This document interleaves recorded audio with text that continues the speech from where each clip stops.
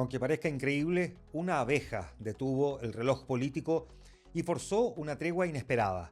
La grave emergencia de Marta Larraechea unió en preocupación a la democracia cristiana y al propio José Antonio Kast, recordándonos la fragilidad biológica detrás del poder. Pero la pausa fue breve. Mientras Boric hace un mea culpa admitiendo cuellos de botella en la reconstrucción por los incendios, José Antonio Kast dispara desde Europa acusando falta de iniciativa. En la derecha, la tensión crece también por una nómina de subsecretarios que se posterga y relega a los partidos aparentemente a un rol secundario. Y en el Estado, la impunidad se hace estadística. Apenas el 1% de los funcionarios investigados por licencias fraudulentas ha sido despedido. Y en el mundo, La Habana baja la guardia, ofreciendo diálogo a Donald Trump, y el Washington Post se desangra con despidos masivos. Un viernes donde la salud, la gestión y la lealtad están bajo examen. Así parte el día. Este es el Shot de hoy viernes 6 de febrero del 2026.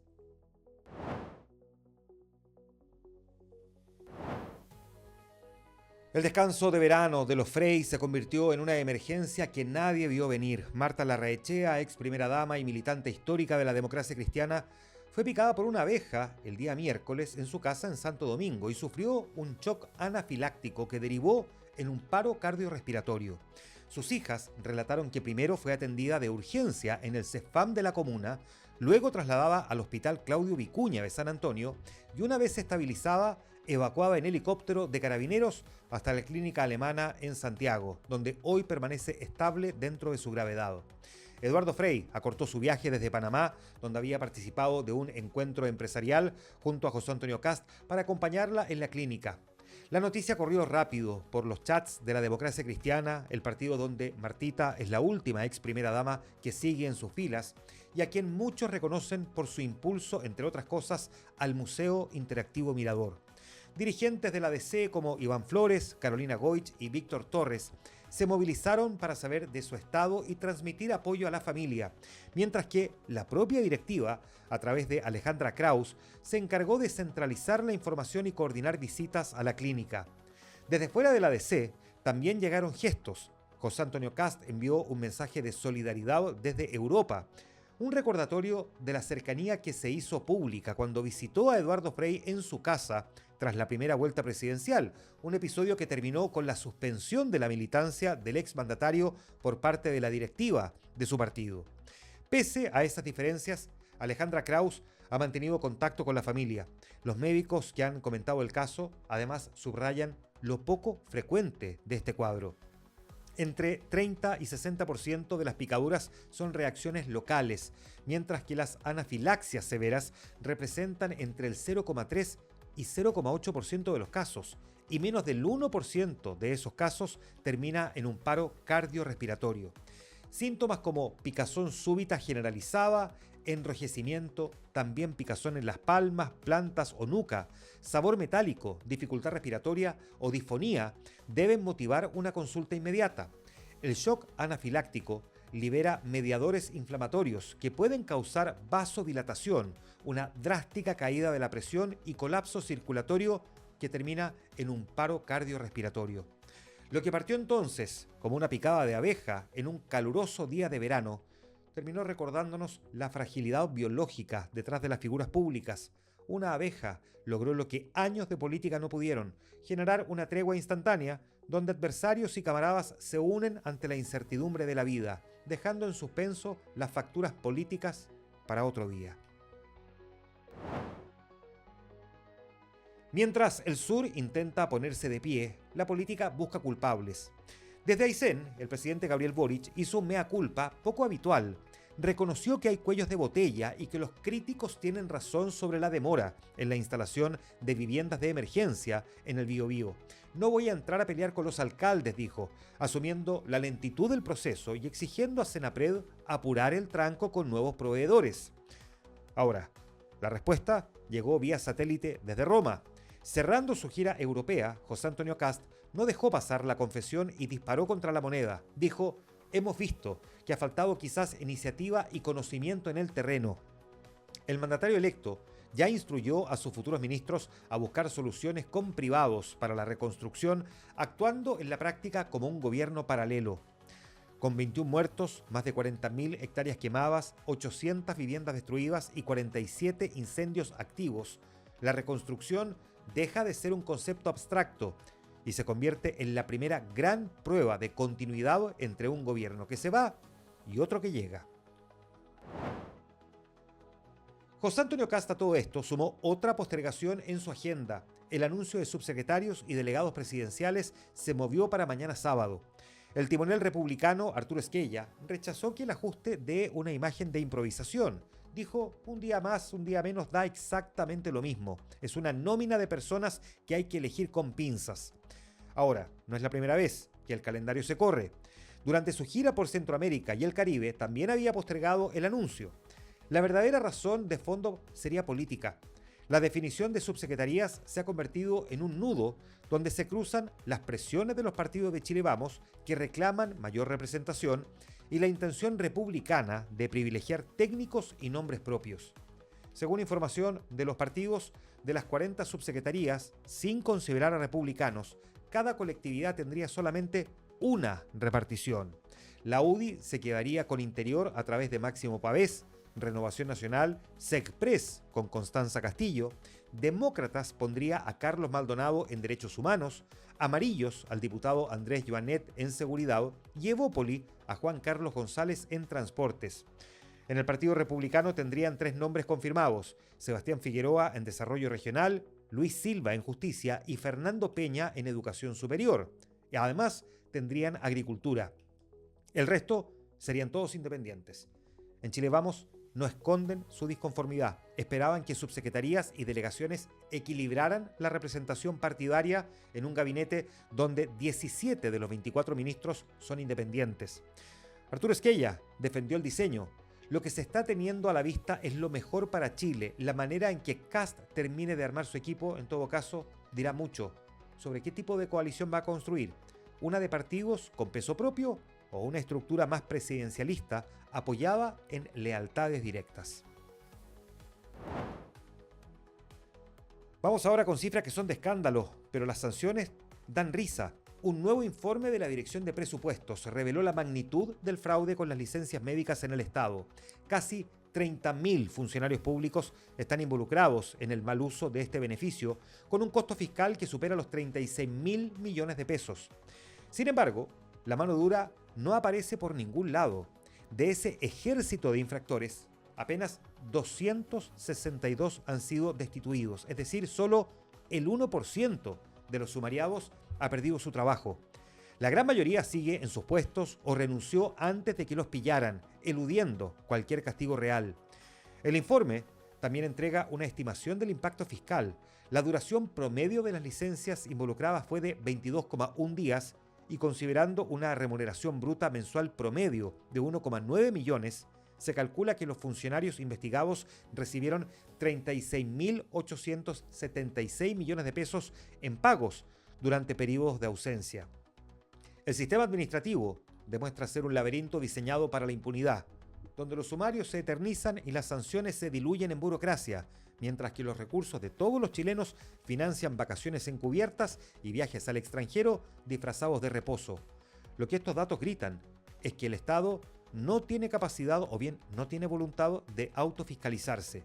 Cuando el engaño es masivo y casi nadie recibe una sanción real, la corrupción deja de ser cosa de unas pocas manzanas podridas y pasa a ser una forma de funcionar amparada por un estatuto administrativo que termina operando más como un escudo de impunidad que como una protección de derechos. Y el caso Procultura escala peligrosamente hacia la gobernación metropolitana. La formalización del psiquiatra Alberto Larraín destapó una serie de chats que comprometen directamente al gobernador Claudio Orrego.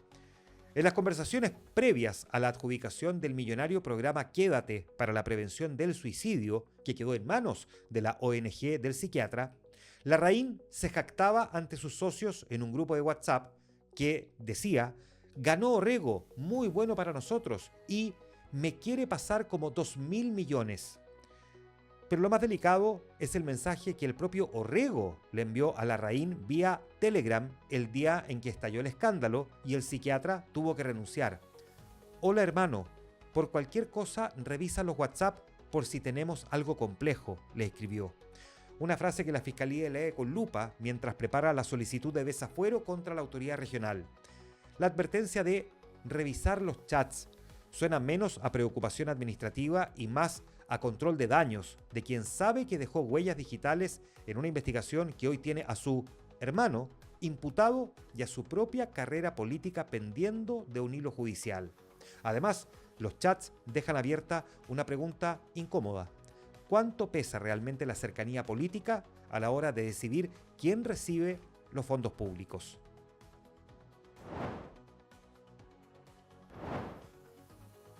La actualidad del país se resume adicionalmente con estos otros 3 titulares.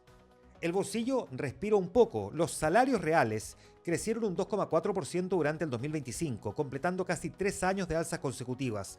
El ministro de Hacienda, Nicolás Grau, celebró la recuperación del poder adquisitivo y la baja en el desempleo, justo cuando entra en vigencia la nueva cotización del 1% a cargo del empleador. Una buena noticia económica en medio de la tormenta política.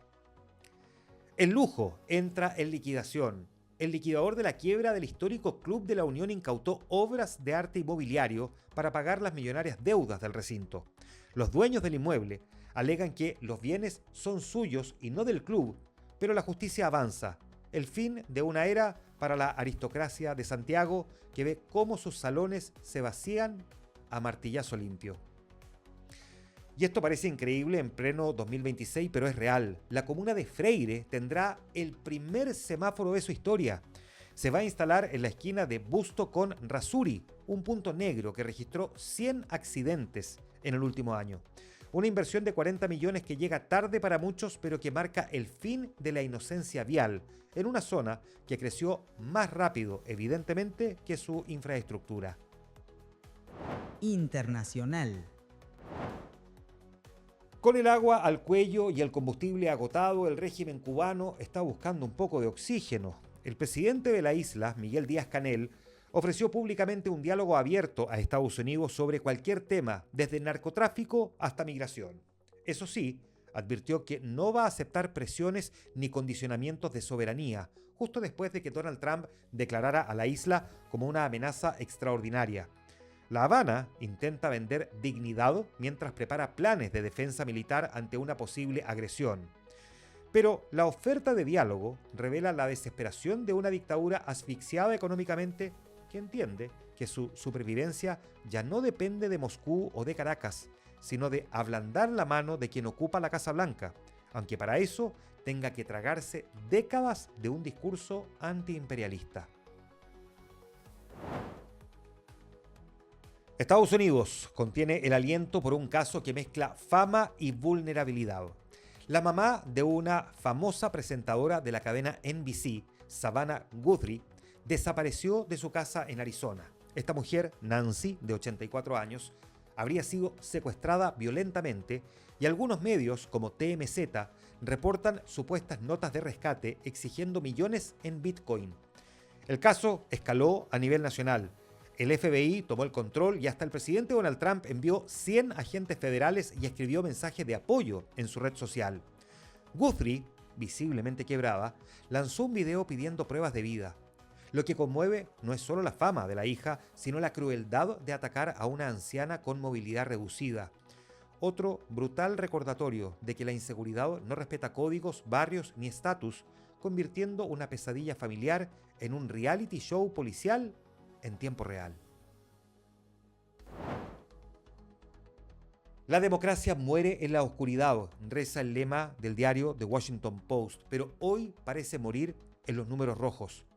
El diario, que se convirtió en leyenda con la investigación del caso Watergate, anunció recortes sustanciales que van a afectar cerca del 30% de su plantilla, incluyendo a más de 300 periodistas de los 800 que conforman en total su redacción. Las áreas más golpeadas serán deportes e internacional, con la eliminación de corresponsalías y enviados especiales en todo el mundo. La dirección del diario, propiedad del multimillonario Jeff Bezos, sostiene que la medida es dolorosa pero necesaria para asegurar la supervivencia del medio frente a la caída de suscripciones y también de ingresos. El editor en jefe, Matt Murray, admitió que la estructura de la empresa está demasiado arraigada en una época diferente, cuando éramos, dijo, dominantes con un producto local impreso. Citó cambios en el ecosistema informativo, como por ejemplo los creadores de contenido que generan impacto a bajo costo y también los contenidos generados con inteligencia artificial. En paralelo, el gigante Amazon, también de Jeff Bezos, pagó a la primera dama Melania Trump $40 millones para realizar un documental, además de otros 35 millones en concepto de imagen. Entonces surge la crítica contra Bezos, que recorta gastos mientras estrecha lazos con Donald Trump y financia documentales de la primera dama. La pregunta que flota es, ¿qué pierde una democracia cuando uno de sus grandes diarios decide achicarse justo en las secciones que miran más allá de la propia frontera? Y en los deportes, el fútbol chileno sigue secuestrado. En el sur, el partido entre Huachipato y la U se va a jugar el domingo al mediodía, pero sin público debido al riesgo de incendios y la falta de estadio alternativo. Y en Santiago, el delegado Gonzalo Durán promete mano dura tras los incidentes en el Estadio Nacional, asegurando que un grupo de delincuentes no puede impedir el fútbol. Ya hay 30 identificados con prohibición de ingreso, pero la verdad es que la sensación es de derrota. Entre la naturaleza, que no da tregua, y las barras bravas que boicotean el espectáculo, el hincha común es el que paga siempre los platos rotos.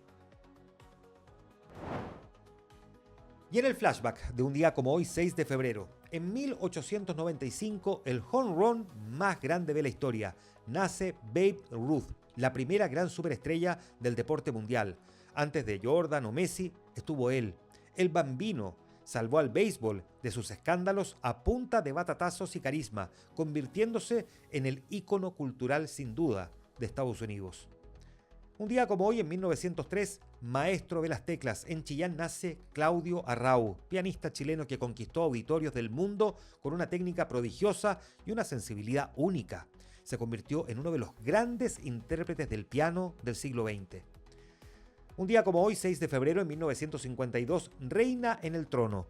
Con la muerte de su padre, Isabel II sube al trono del Reino Unido, dando inicio a uno de los reinados más largos de la historia moderna y transformándose en rostro de una monarquía en transición. Un día como hoy, 1959, el microchip que transformó el mundo.